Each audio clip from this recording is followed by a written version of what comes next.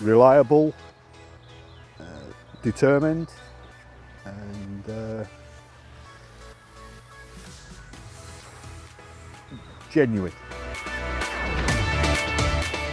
Well, when I was a kid, it was a completely different cast of sort of people that we looked up to, really. I think because my early reading was about these characters, I think it was Rod Hutchinson and Jim Gibbonson. We were on Lac de Der in France. We decided to go and it was getting towards November time, so we knew that the previous year had caught a lot of fish by baiting very heavy and waited for the fish to come, and they came and we had a massive hit. So we tried to repeat it the following year, and the level was much lower, so we went out on the mud flats, and it was like when a tidal estuary's been, you know, when the tide's gone out. So we got 10 kilo buckets apiece, about 5 of us. We're walking through the mud, and it was up to our knees, bit sticky to say the least. My mate is a big old boy. Billy was about 17 stone at the time. He was at the head of us, and he took one step in this mud and basically went in up to his waist. So we all thought it was hysterical, you know, we were laughing at him and everything. And then it looked a bit more serious. He suddenly went down and up to his chest. And it was like in between firm mud and soft mud. We couldn't, it's hard to explain, like modeller's clay, like that. And then he started to panic, and he went in more and more, and we thought, hang on, it's gonna kill him, this. So we were a long way from help in the dark. So I got the other boys to run back to the woods and get some branches so that we could get him underneath him to stop him from being sucked under. And then I went in, tried to dig him out, and then it got hold of me, the mud, and started sucking me in. So we were both in up to our chests, basically, and we thought we were going to die there. So eventually the lads came back with some wood, and it took us 3 or 4 hours to get out. We lost our chest waders and waders. It was horrible. How long have I been carp fishing? Since 1970.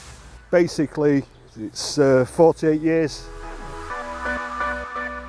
Well, my dad was in the Royal Navy, so I didn't see much of him. He was always at sea all the time. So when he came on leave, we used to do all sorts, you know. We used to do bird's egg collecting, and which is totally illegal, by the way, now. And you know, I was always shooting stuff with an air rifle like you did when we were kids. And we used to like the countryside, so I thought, I want to try fishing, Dad. And he says, oh no, let's not bother with fishing. And I says, no, I want to do it. So we went in Woolworths and got a beginner's kit. I was about 6 at the time.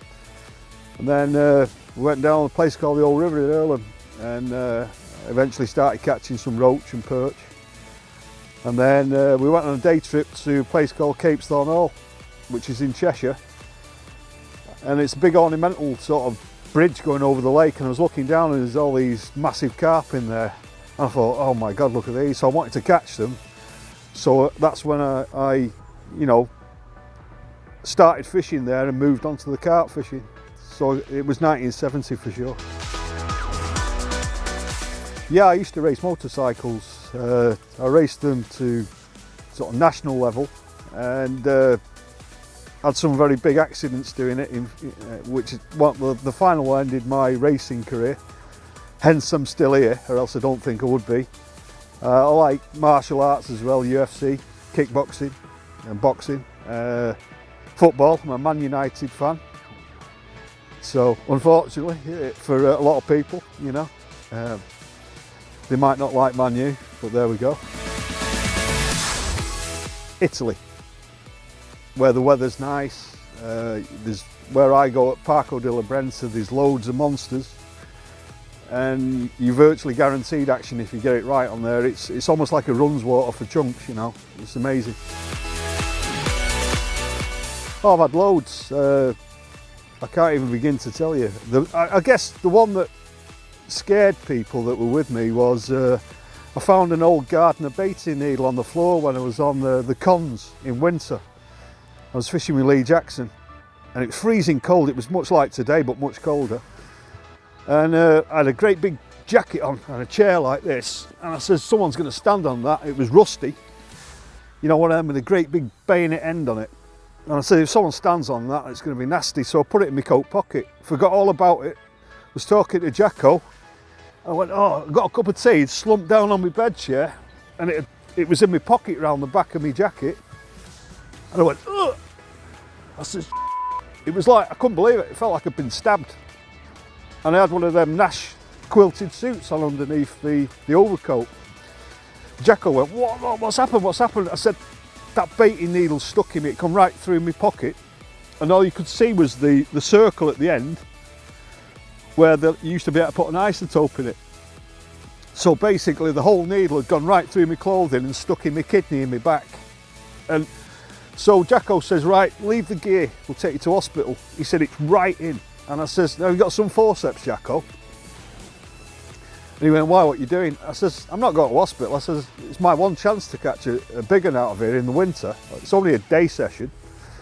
I says, give us the forceps. He went, no, don't. So I got the forceps on it and it was stuck with the barb inside me. So I gritted my teeth, and as much as I could pull, my skin was coming out. In the end, I gritted my teeth and pulled it like mad, and it came yanking out, and a big spout of dark purple blood came shooting out of my back. I had a hole, well, not a hole, but a nice bullet hole and a black bruise like that. And he says, if you start going unconscious because you've pierced something, I'm sure it's my kidney, he says, we'll go to hospital. I said, I'll be all right. So that wasn't very nice. Anyway, Jacko nearly fainted, by the way. Yeah. Well, there's anglers and carp anglers, I suppose. Martin Bowler's right up there. He's a superb angler. He's very good at every aspect of carp fishing and other species. He makes out that he's a bit of a carp angler, and he's, that silly old carp, you know, he's a bit like that, tongue in cheek. But he's very polished and he knows what he's doing. He's not as sort of technical as a lot of the top guys. He's more basic, but what he does with the basics is well thought out and well crafted, and everything's immaculate. And he's very, very good. He's a very good angler. There's loads of good anglers. It'd be difficult and unfair to point out, you know, carp anglers. Terry Hearn's obviously very good. Natural sort of country guy, you know, used to keep ferrets like his dad, and into the, you know, nature. He's more of a, he's in tune with it all. And very likeable fella, Terry. He's a good mate of mine. I think he's a superb angler. There's lots of good anglers out there, you know, that have impressed me. Catching that fish that became the world record mirror, the scarfish, on camera, and getting the big missing leather with it, it was one of them special moments. You know, they were my first 50 pounders at the time, both upper 50s, and to catch them straight away in a brace on camera was really something special. I really enjoyed that moment, you know. Tea bags. I'm a tea addict. I must have 25 cups of tea a day. Well, obviously you need all your main kit, but I think now I'm getting on a bit, a good sleeping bag is pretty essential. And I like sandwiches, mate. I always make, for some reason I like to take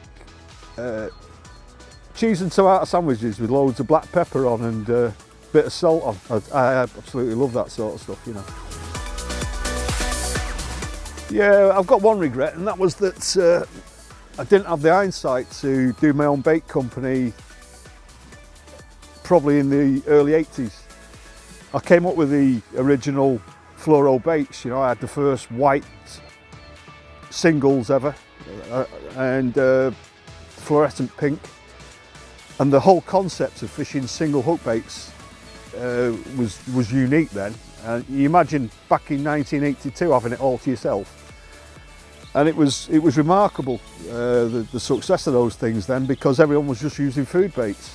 And if I'd have made it my business to sort of publicise it and make a big thing of it and make my own, I probably would have been a millionaire. But as it was, it took till about the year 2000 when I did them commercially with dynamite baits. And I think, just to give you a clue, I think Dynamite Baits did £1.1 million worth of sales the first year they did those fluoros, just on the fluoros. So lucky old Dynamite, but yeah. characters. Oh, I met loads of characters. I still think Rod Hutchinson takes some beating for a character. I remember he wanted to go on Graviers in France, the place that was mentioning with the world record scar fishing at the time. Well, because I'd done the film on there, Luke Moffat, who owns it, didn't hardly have any bookings before we did the film. And then once we'd done the film and it got out there about there's some very big fishing, he's fully booked and charging a fortune, and it's booked up for a year in advance, and Rod couldn't get on.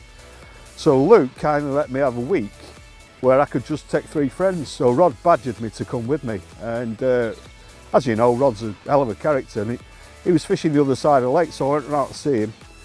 And we shared a whiskey because we both like a whiskey now and again. And he said, "You want a whiskey?" I said, "Yeah, go on then." And he found a glass that was in some weeds, full of spiders and ants, with a cobweb in it. He didn't clean it out. He just poured me a massive whiskey in that with all sorts of crap floating around in it. And we had that. And we had a bit of a chin mag and we're catching up. And I said, "You know, as a kid, you were my angling hero."